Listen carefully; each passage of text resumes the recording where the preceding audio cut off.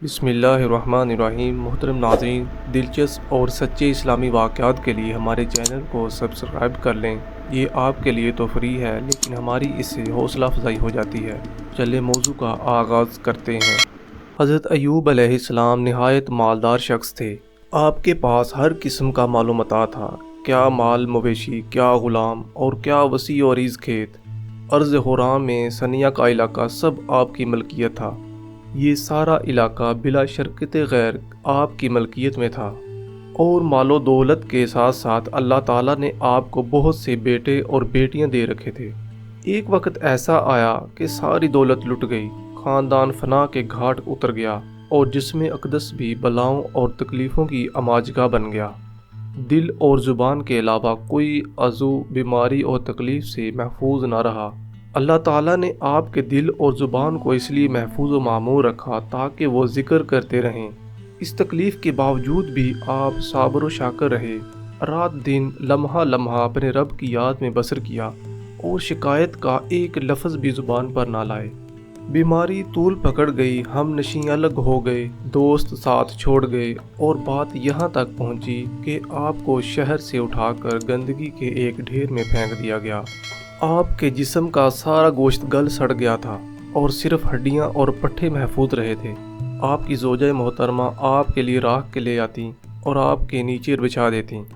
آپ علیہ السلام کی زوجہ محترمہ کے علاوہ سب ساتھ چھوڑ گئے تھے، کوئی مہمان پوچھنے نہ آیا کرتا تھا۔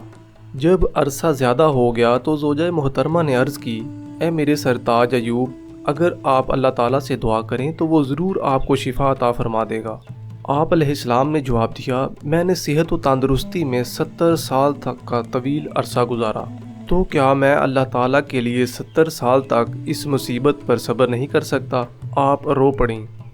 آپ کی زوجہ محترمہ لوگوں کے ہاں دن بھر مزدوری کرتی تھیں، اور جو اجرت ملتی اس سے حضرت ایوب علیہ السلام کے لیے کھانے پینے کا سامان اور دوائی خرید کر لاتی تھی۔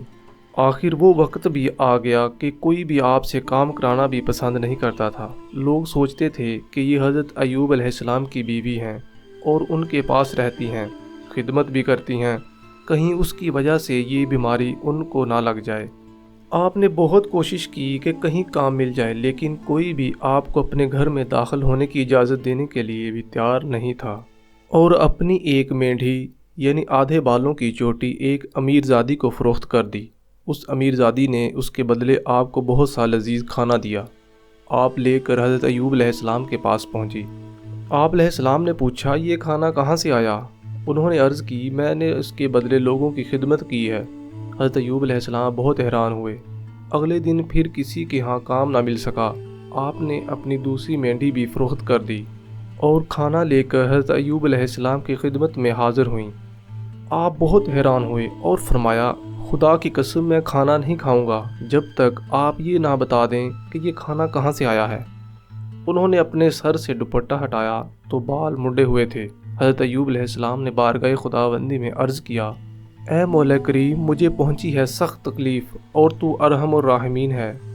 ناظرین، حضرت ایوب علیہ السلام کے 2 بھائی تھے۔ وہ ایک دن آپ کو ملنے کے لیے آئے، لیکن بدبو کی وجہ سے قریب نہ آ سکے اور دور کھڑے ہو کر باتیں کرنے لگے۔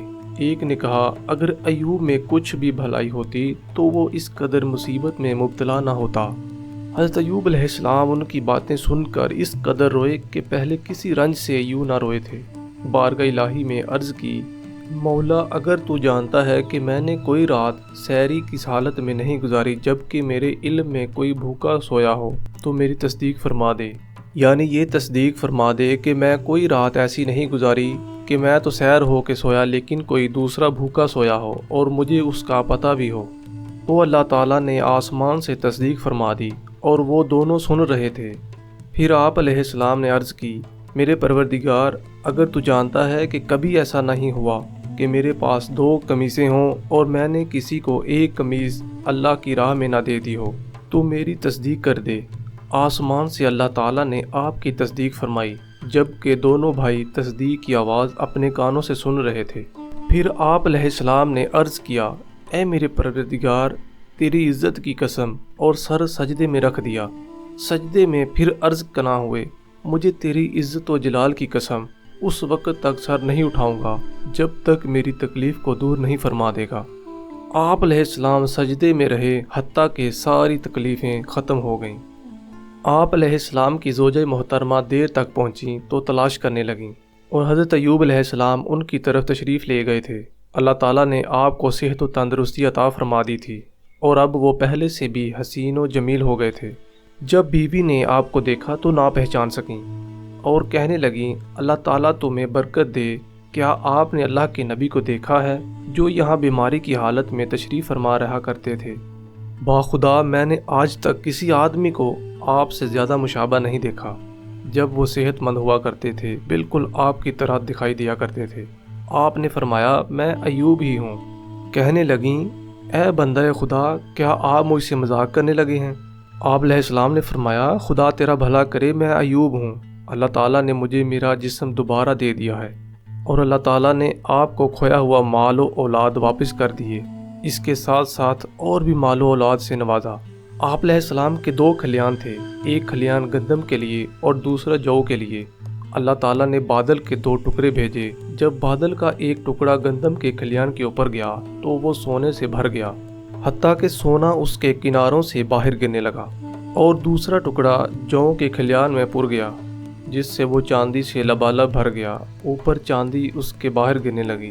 حضور نبی کریم صلی اللہ علیہ وسلم نے ارشاد فرمایا، جب رب العالمین نے حضرت ایوب علیہ السلام کو عافیت بخشی تو آپ پر سونے کی ٹڈیوں کی بارش برسائی۔ آپ انہیں ہاتھوں سے پکڑ پکڑ کر کپڑے میں باندھنے لگے۔ فرماتے ہیں کہ ان سے کہا گیا، ایوب کیا سیر نہیں ہوئے؟ عرض کی، پروردگار تیری رحمت سے سیر کون ہو سکتا ہے؟